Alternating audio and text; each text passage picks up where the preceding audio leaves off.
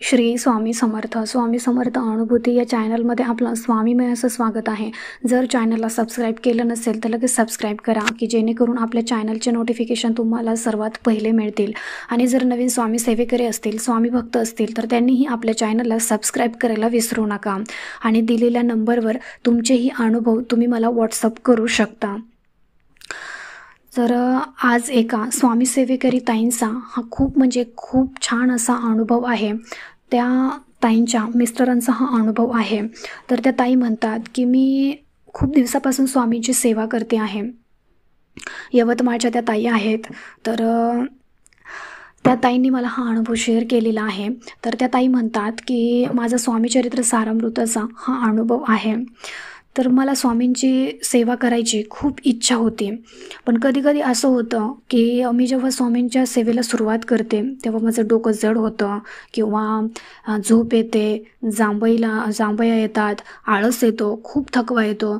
पण ह्याच्या पलीकडे जाऊन पण मी ह्याच्याकडे मला जेव्हा असं होतं, माझ्या बाबतीतही असंच होतं, तेव्हा मी या गोष्टींकडे दुर्लक्ष करून मी स्वामींची सेवा चालूच ठेवते.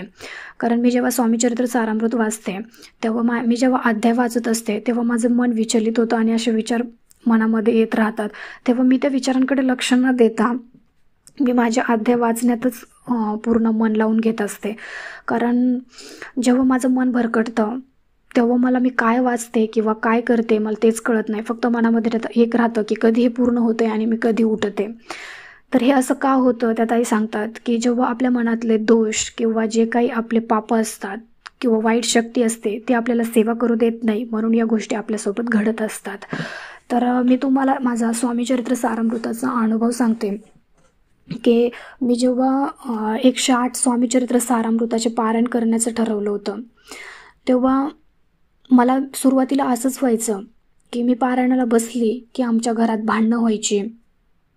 सकाळी पारायण केलं की संध्याकाळी आमच्या घरात भांडणं तरी व्हायची किंवा काहीतरी वाद, कोणासोबत तरी माझं काहीतरी वाकडं तिकडं शब्द जायचा किंवा काही ना काहीतरी होऊन वाद क्लेश असं हे चालूच राहायचं घरामध्ये. परत दुसऱ्या दिवशी सकाळी मी पारायण करायची, परत भांडणं चालू व्हायचे. पण जसं आमच्या घरात भांडण तंडा वाढत गेलं तसं मी पण स्वामींना म्हटलं, तुम्हाला काय परीक्षा घ्यायची तेवढी परीक्षा घ्या, पण मी स्वामी सेवा सोडणार नाही. माझी इच्छा जोपर्यंत पूर्ण होत नाही तोपर्यंत आणि इच्छा पूर्ण झाल्यानंतरही मी स्वामी सेवा सोडणार नाही. मग त्या ताईने अशाच करता एक दिवस 108 पारायण पूर्ण केले. त्या 108 पारायण पूर्ण करायला त्यांना जवळजवळ 3 ते 4 महिने लागले. एका दिवशी त्या 2 पाठ करायच्या, सकाळी 1 करायच्या, संध्याकाळी 1 करायच्या.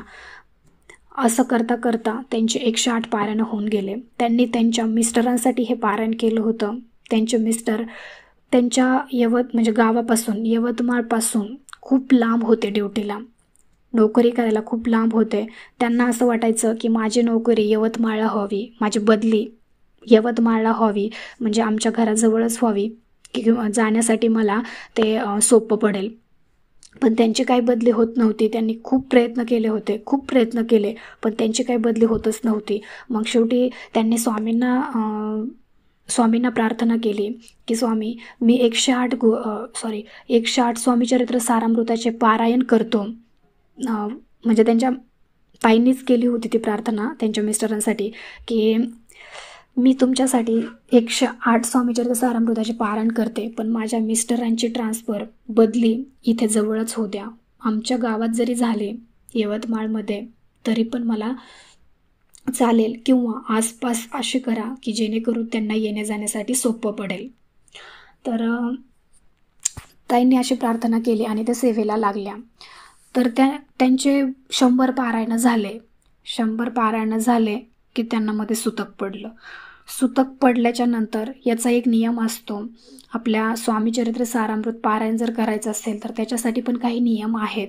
तर त्याचा तसाच नियम ताईंना लागू झाला. त्यांना सुतक पडलं तर त्यांना नव्याने ती सेवा सुरू करावी लागली. म्हणजे विचार करा तुम्ही, जवळजवळ त्यांचे 100 पारायण झाले आणि त्यांना सुतक पडलं आणि त्यांनी परत ती सेवा पहिल्यापासून सुरू केली.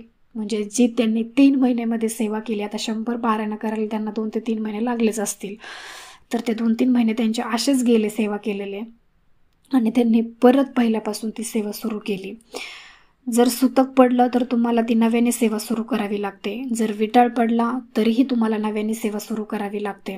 पण जर तुमच्यामध्ये मासिक धर्म वगैरे काही आला तर तो कंटिन्यू करायची सेवा, असे ह्याचे स्वामी चरित्र सारामृताचे नियम आहेत. तर त्या ताईंचं झालं, सुतक पडलं. सुतक पडल्यामुळे त्यांना ती सेवा नव्याने सुरुवात करावी लागली. त्या ताईंनी परत ती सेवा सुरू केली. अर्थात तिथून पुढे अजून 3-4 महिने सेवा चालू राहिली आणि त्यांचे 108 स्वामी चरित्र सारामृत पूर्ण झाले. असं करता करता सेवेला त्यांचे 6-7 महिने गेले. 3 महिने तर ऑलरेडी याच्यात 100 पारायणं केली होती आणि सुतक पडलं, त्यात गेले. परत त्यांनी नव्याने सेवा सुरू केल्यावर त्यांचे 4 महिन्यात ते कंप्लीट झाले. असे त्यांचे जवळजवळ 7-8 महिने गेले सेवेमध्ये. पण 108 पारायणं झाल्याच्या नंतर त्यांच्या मिस्टरांची त्यांना आपोआपच ॲप्लिकेशन देण्यात आलं की तुम्हाला जिथे कम्फर्टेबल आहे किंवा तुम्हाला जे जवळचं तुमच्या जाण्यासाठी सोयीस्कर असं तुम्हाला जी सिटी आहे किंवा गाव आहे तिथे तुम्ही ट्रान्सफर करू शकता म्हणून, असं त्यांना म्हणजे त्या गव्हर्नमेंटमधून त्यांना रूल्स आला की त्यांना म्हणजे सांगण्यात आलं की तुम्हाला जिथे पाहिजे तिथं तुम्ही ते गाव निवडू शकता. तर ताईंना खूप आनंद झाला की ताई म्हटल्या की एवढा दिवस प्रयत्न करून पण आमची बदली होत नव्हती आणि 108 पारायण स्वामीचरित्र पारायण झाल्याच्या नंतर ते स्वतःहून शिक्षक मला म्हटले, म्हणजे माझ्या मिस्टरांना म्हटले की तुम्ही आता तुमच्या सोयीनुसार बदली करून घेऊ शकता म्हणून. मग त्यांच्या मिस्टरांनी यवतमाळमध्येच त्यांची बदली करून घेतली आणि जाण्या येण्यासाठी पण त्यांना खूप सोयीस्कर पडलं. ते खूप जवळ आहे. बघा, तुम्ही जेव्हा मनात कुठलीही सेवा तुम्ही जेव्हा मनापासून करताना तर ते स्वामी आपली इच्छा पूर्ण करतात, म्हणजे करतातच. त्या ताईंची किती परीक्षा घेतली बघा. पहिल्या वेळेस त्यांनी पारायणाला सुरुवात केली तर 100 पारायणं झाली की सुतक पडलं. परत ताईंनी नव्याने सुरुवात केली आणि त्यांनी 108 पारायणं पूर्ण केले. त्या ताई पण खूप कट्टर भक्त होत्या. त्यांनी डगमगल्या नाहीत. त्या म्हणल्या नाहीत की मला सुतक पडलं आणि मी कुठे आता नव्याने सुरू करू म्हणून. त्या ताईंनी पण नव्याने सुरुवात केली, मनापासून केली आणि त्यांची इच्छा पूर्ण झाली. कारण त्यांना त्यांच्या मिस्टरांचा त्रास बघवत नव्हता, कारण एवढ्या लांबून ते ट्रॅव्हलिंग करत होते. ट्रॅव्हलिंग म्हणण्यापेक्षा ते फक्त शनिवार रविवार त्या ताईंकडे यायचे, अन्यथा आठवडाभर ते तिकडेच राहायचे. कारण अर्थातच इतकं मोठं डिस्टन्स होतं, ते खूप लांब होते ते आणि येण्या जाण्यासाठी पण खूप वेळ जायचा. त्याच्यामुळे ते आठवड्यालाच यायचे फक्त 1-2 दिवस.